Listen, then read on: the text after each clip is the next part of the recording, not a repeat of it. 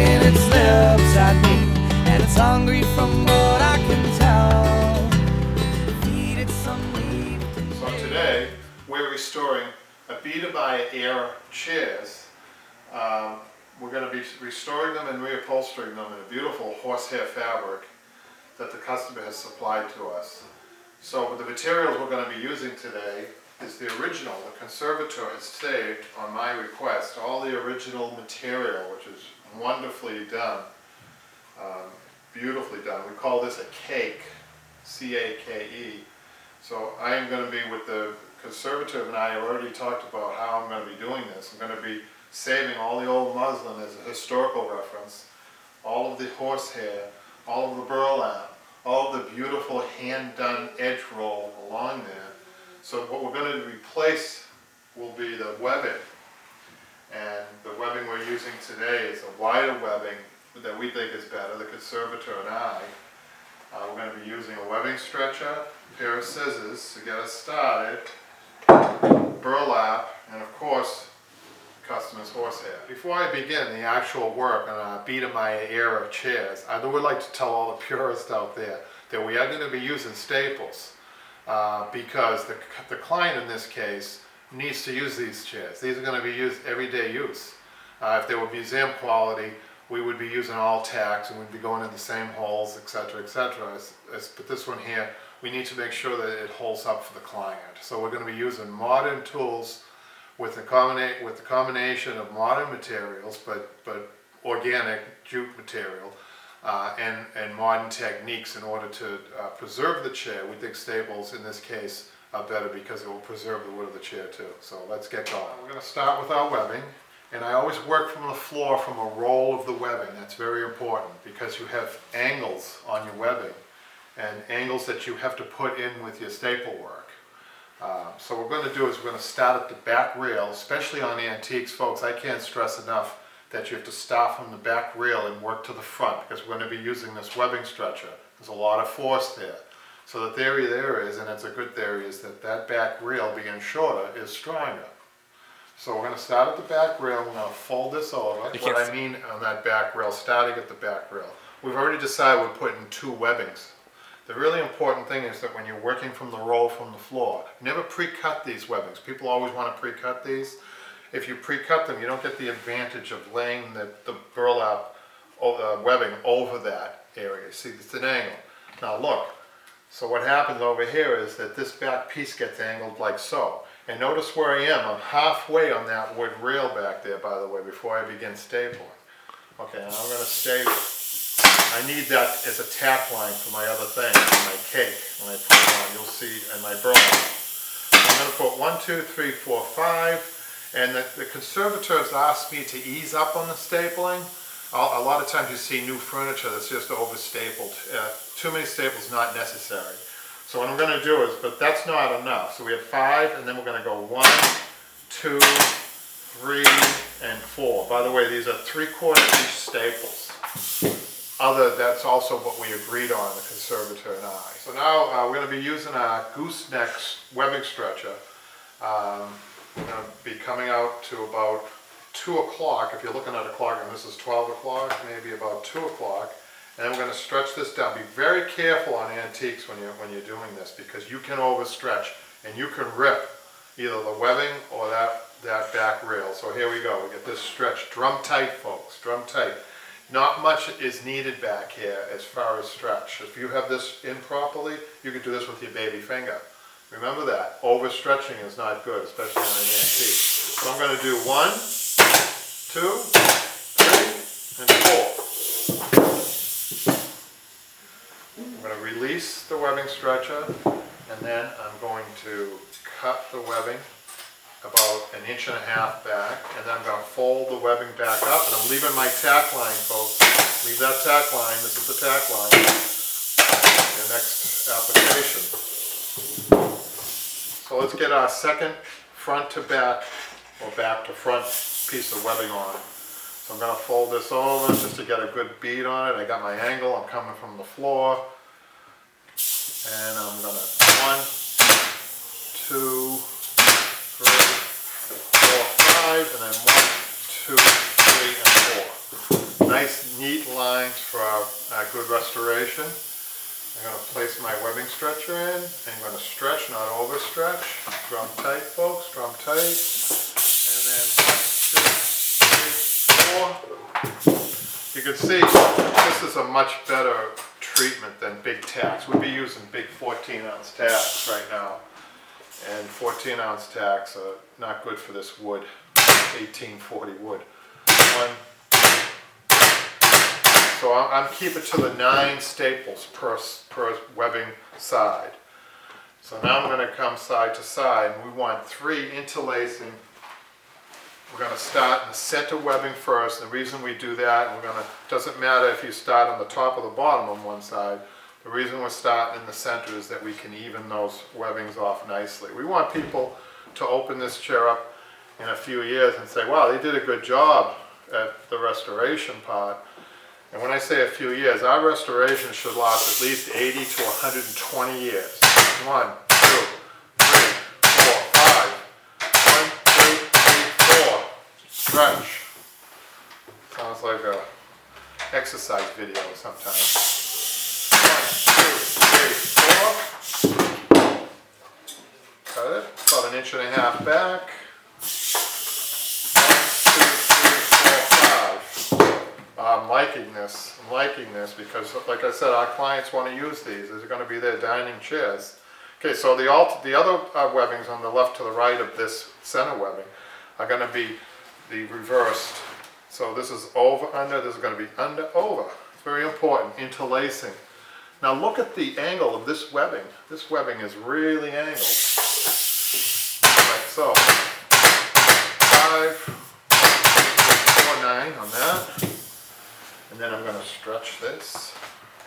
See folks, if you don't angle the webbing on the piece here, if you put it on straight, you're not going to be able to get the kinks out of this. Stretch. 1, 2, 3, 4, 5. 9. And then under, over. For those of you who have lawn chairs, that's what the lacing looks like. It's a lawn chair or a basket weave. 5,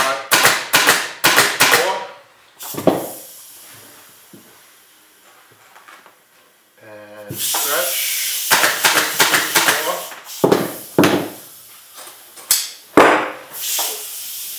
3, 4. Notice how I can switch up. It doesn't matter. You can have 4 on the bottom and then fold up and then get 5. Or the other way around, it doesn't matter. But when you start with the fold, you dress it all up with the 9 staples. Okay, so now I'm really happy with the coverage on the webbing on this. Almost every square inch is covered, but that's not enough. You do have some openings.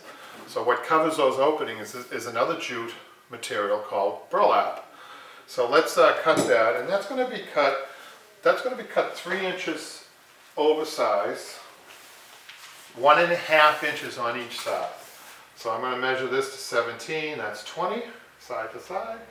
14 this way, that's 17, so 17 by 20. So let's cut the burlap. 17 by 20.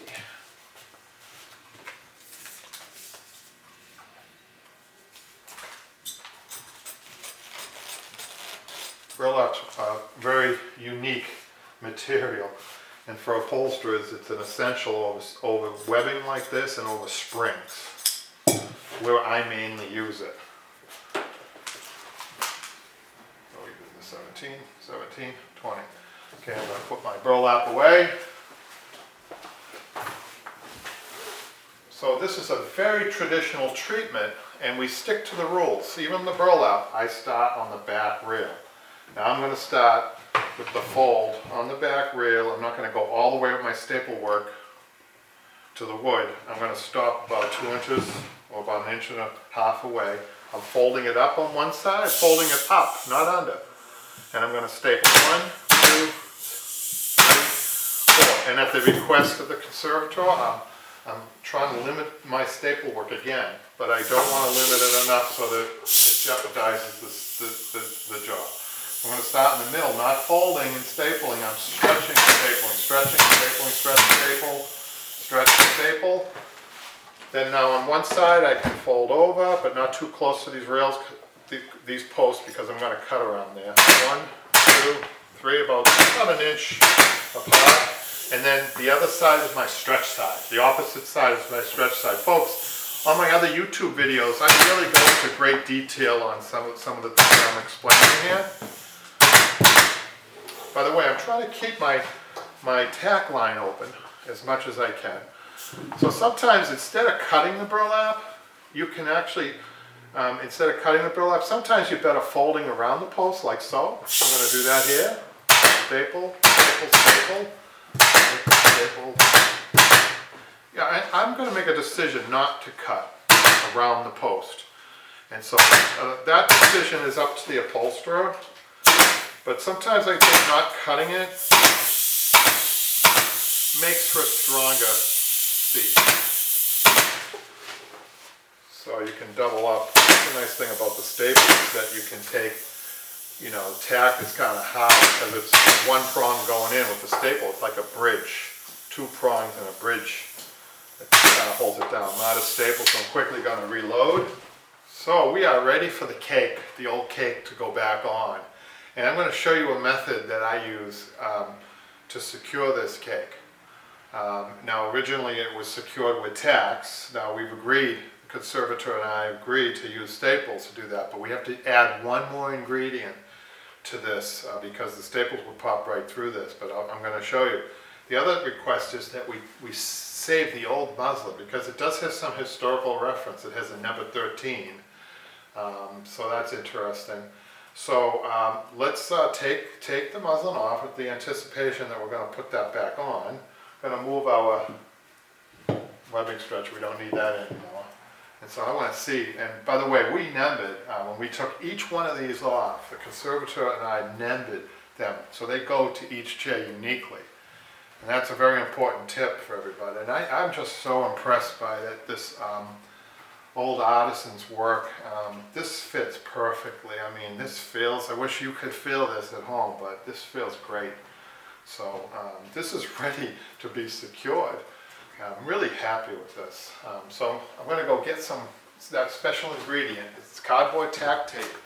And to all you upholsterers who want to start an upholstery shop out there, this is definitely an essential part of your tools or your supply list is cardboard tack tape. So what I'm going to try to do first, I'm going to start in the front. You might be wondering, why is he starting in the front when he started in the back? Well, now we're getting into the cosmetics, okay? So I'd much rather have my front rail line up. I can do things to my back rail, like add a piece of cotton if I have to, but on this front rail, I want to make sure that that baby's lined up perfectly to the front. Okay, so what I'm going to do is I'm going to see if I can shoot a staple in this first. See if I can do that and see if it goes through. And my suspicions are right, which they are.